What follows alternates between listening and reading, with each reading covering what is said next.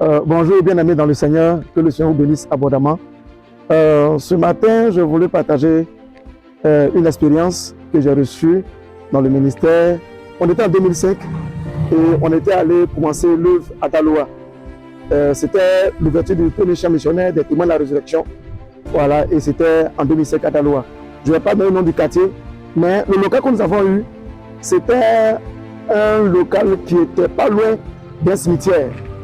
Et là, on avait commencé l'église dans une villa qu'on a prise et on a commencé à faire le culte. Mais on s'est heurté à beaucoup de combats, beaucoup de difficultés, beaucoup de situations. L'église ne grandissait pas.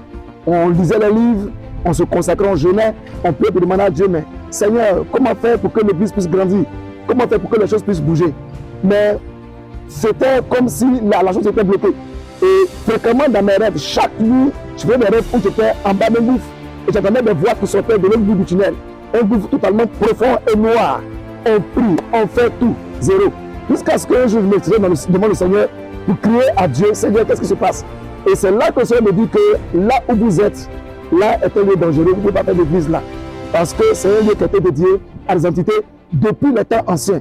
Et c'est là que j'ai compris que, étant enfant de Dieu, souvent, faire un business dans un endroit ou établir une église à un endroit, vous devez être des personnes qui maîtrisent l'environnement spirituel de là où vous établissez votre business, où vous voulez établir l'église pour ceux qui sont pasteurs, ou bien mener votre activité. Parce que souvent, l'environnement peut influencer négativement, comme on appelle votre activité, et cela peut bloquer. Vous pouvez faire des études, vous pouvez faire des formations, vous pouvez avoir la compétence, mais souvent, il y a une autre réalité spirituelle qui peut vous bloquer. Et après cette expérience, on a fait 2 ans là.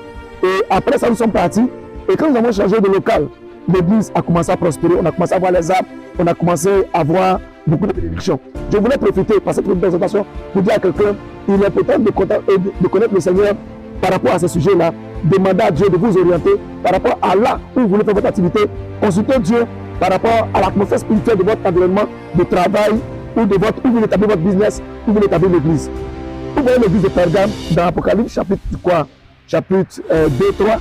La Bible déclare que Pergame est une église qui aimait le Seigneur, mais Dieu leur a dit que là où vous êtes se trouve le trône de Satan. Et cette église ne prospérait pas. Et cette église là, ils ont tué un témoin du Seigneur. Vous savez qu'ils aimaient le Seigneur, mais ils avaient beaucoup de complications parce que Dieu leur a dit là où vous êtes se trouve le trône de Satan. Je me demande où tu es actuellement. Qui est là avant vous? Qui existe là? Quel est l'environnement spirituel qui contrôle ton travail?